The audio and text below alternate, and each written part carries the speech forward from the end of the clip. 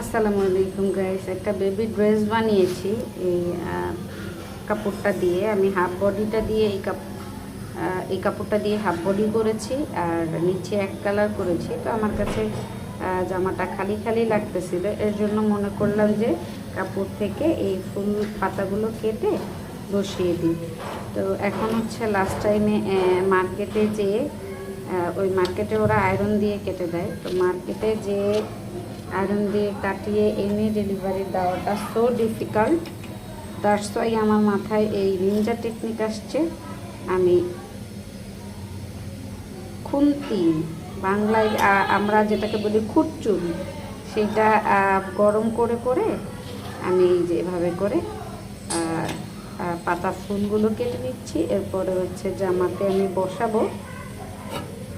এই যে আরও হচ্ছে কয়েকটা আমি কেটে নিয়েছি এগুলো।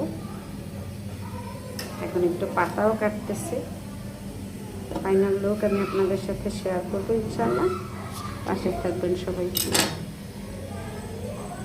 ধন্যবাদ সবাই।